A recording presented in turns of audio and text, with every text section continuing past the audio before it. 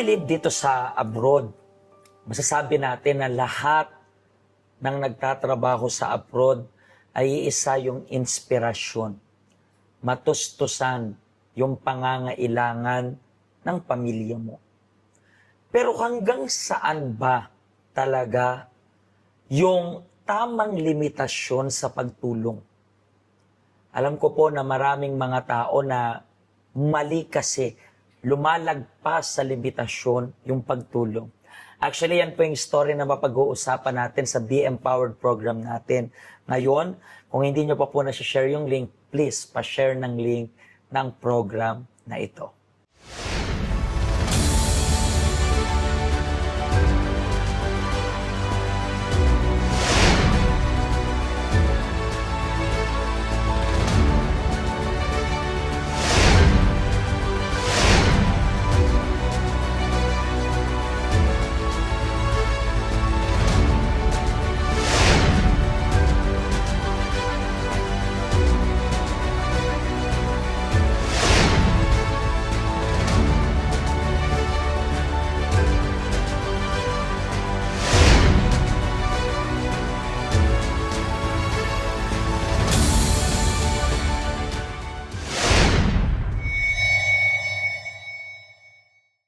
At nandito po tayo ngayon, kasama natin yung special guest natin for today. Ano pong pangalan ninyo? Angie Fortaleza po, Pastor. Ma'am Angie, tagasan po kayo sa Philippines? Sa Negros Occidental po, Pastor. Negros Occidental. Gano'n ka na po katagal sa abroad? Mag-11 years po, Pastor. 11 years. So, dito lang ba sa Hong Kong o iba-iba rin? Sa Saudi po is 3 years.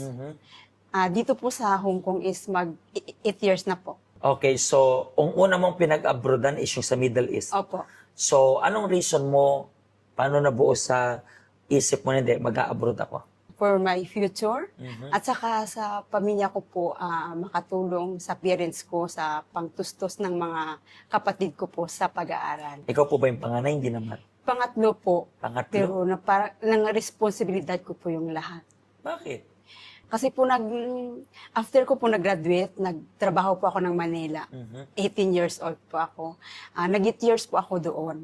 So talagang sa murang edad pa lang Yes talaga, parang breadwinner ka na. Opo. Pero bakit yung mas nakakatanda mong kapatid? Kasi po yung kapatid ko po, tumutulong din po siya. Nasa Manila rin po siya. Kaso lang po, nung time na yun na, nag-asawa na po siya.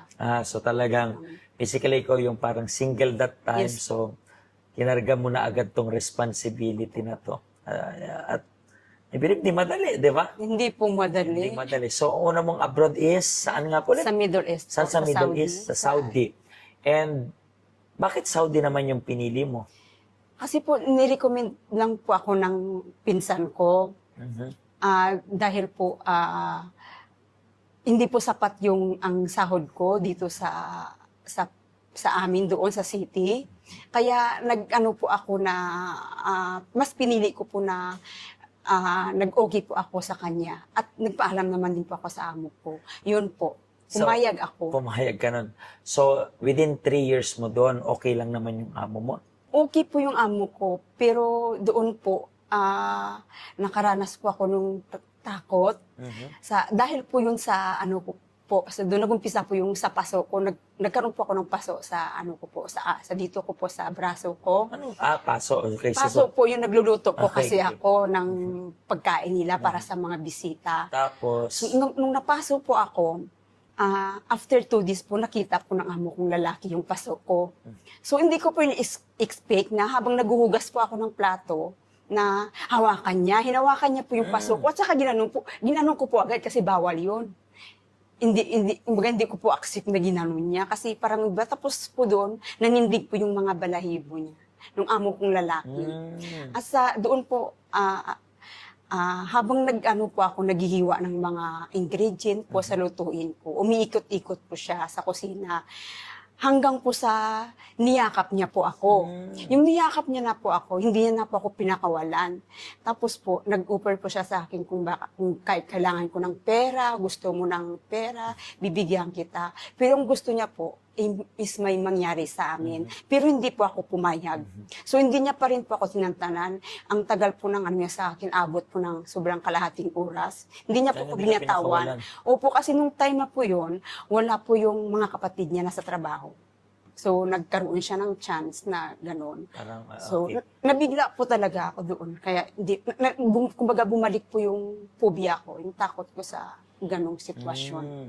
So talagang nakakatakot. Pero that time, after nun mangyari, gano'n pa rin yung katagal kang nanatili doon? 3 years po. Yeah, 3 years. Pero, di ba, nangyari yun. And mga ilan pang, sabi natin, taon na nanatili ka doon. Pagkatapos mangyari nun. 2 years. 2 years pa. 2 years. So, within 2 years na yan, syempre, hindi maiwasan bumalik-balik yun sa memory Hindi mo. po maiwasan at saka doon ko po nakaranas po ako na nandun yung takot, nanginginig ko. So tuwing gabi po, bago po ako matulog, sinisecure ko po yung lock ng kwarto. And then, maliban po, nakalock naman po siya. Naghaharang pa rin po ako ng mga para sigurado. Kasi yun yung takot. Tapos po, binangungot po ako, yung nanaginip ako na masama tungkol sa kanya. Yung kinali ko yung kamay ko. Pero yung yinakap ka niya, isang beses lang yan nangyari o naulit pa? Isang bisis po pero matagal po kasi talagang pinipilit niya po ako. Pinipilit niya ayaw talaga niyang, ako. parang wala kang option, parang Wala akong inoobliga ka option. niya. Opo. So, after nun, nag-decide ka nang umalis na lang doon.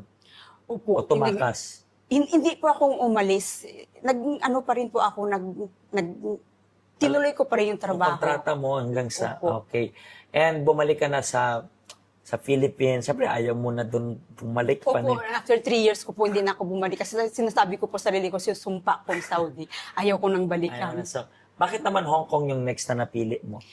Kasi po dito na pagkaalaman ko na dito ay free po, may freedom, may day off.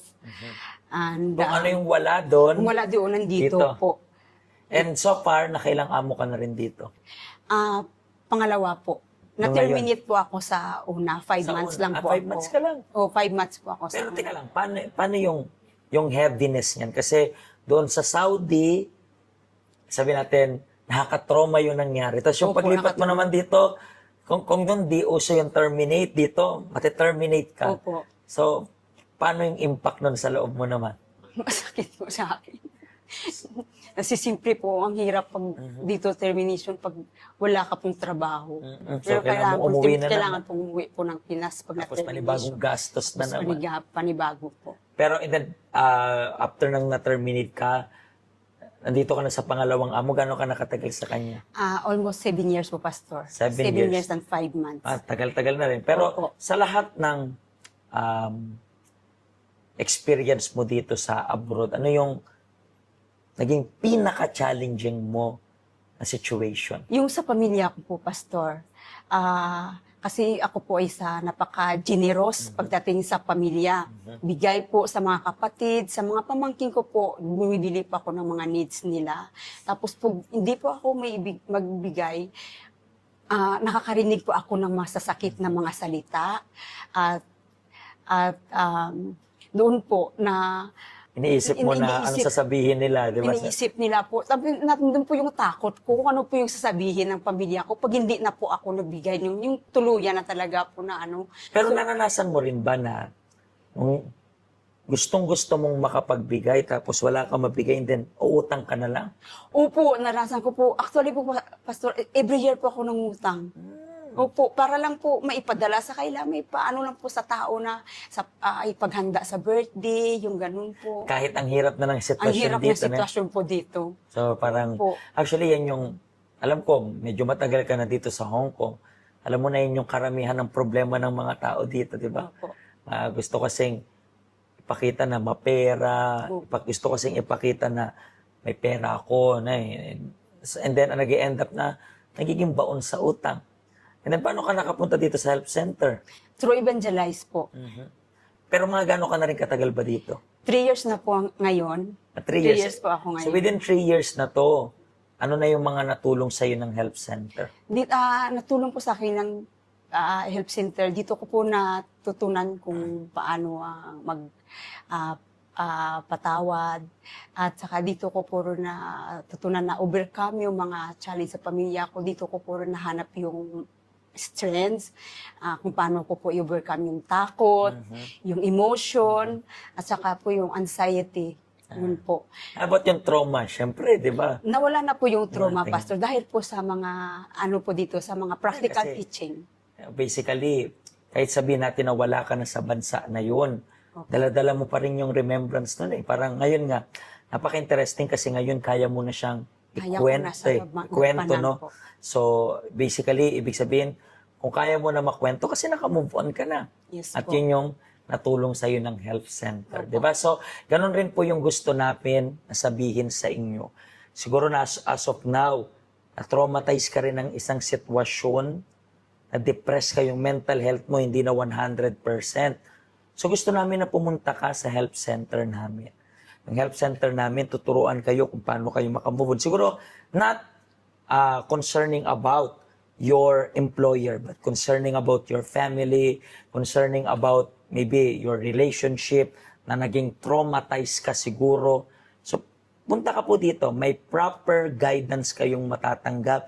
Hindi mula sa amin, mula sa salita ng Diyos. It's not about religion, but it's all about yung tulong na kailangan ninyong matanggap. Maraming salamat po sa pagbisita sa aming program at kayo pong nanonood. In the same way na natanggap niya yung tulong mula sa Panginoon, ganoon rin po yung gusto namin mangyari para sa inyong health center ay bukas araw-araw. Pagpalain po kayo ng Diyos.